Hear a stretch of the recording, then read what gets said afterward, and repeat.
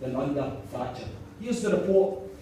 It says that with cuts to public services and social security in the pipeline, the number of people living on absolute low incomes will only increase over the years.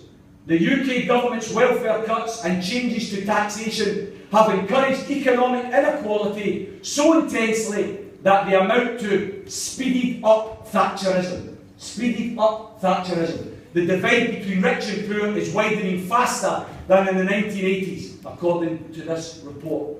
The slashing of UK welfare benefits and simultaneous cuts in tax credits means that inequality will have soared twice as fast by 2015 than it did in the 1980s. Twice as fast by 2015 than in the 1980s. Do you know what's frightening? I'll tell you what's frightening.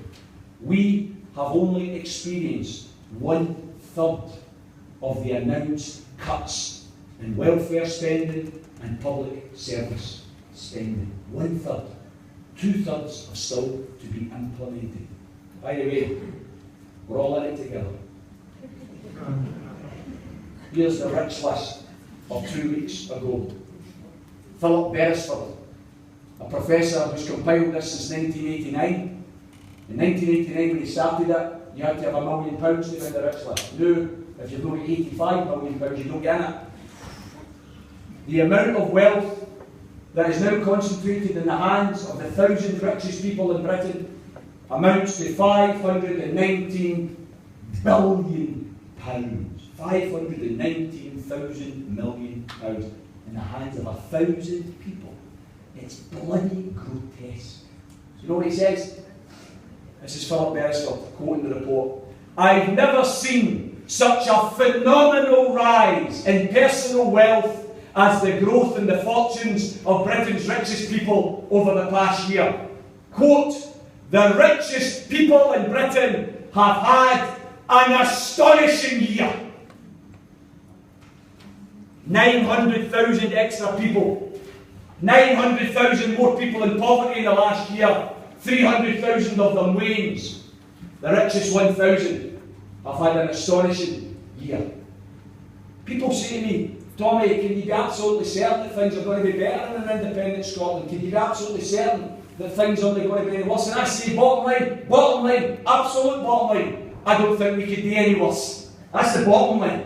That's the most pessimistic suggestion that we could have, is that we couldn't do any worse. I'll tell you what I can be certain about. And each and every one of you have got to consider this. Each and every one of you have got to consider this. You want certainties? I'll give you certainties. If we vote no on the 18th of September, then from the 19th of September onwards, there will be more cuts in public services, there will be more cuts in real wages, there will be more zero-hour contracts, there will be more kids relying on food banks. We've already got 4,000 wages a day in Glasgow relying on food banks. There will be more poverty, there will be more inequality, there will be more privatisation. That's a certainty. Why would you allow that to happen to your country when you've got the choice to stop it? You've got the choice to say, no, we're not accepting any more cuts to our welfare state. We're not accepting any more cuts to our health service or our public services. We want an economy that's based on decent wages. We want an economy that's based on high productivity. We want an economy that's got a shorter working week. We want an economy that's got a lower age of retirement. Why? Because that's what they've got in the Nordic countries. That's what they've got in Norway, in Finland, in Sweden, in Denmark. These things, aren't they?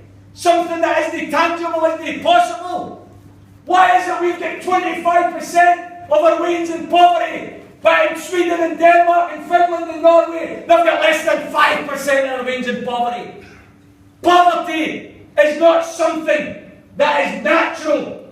As the great and the late Nelson Mandela said, poverty is man-made. Poverty can be unmade. That's the reality of it.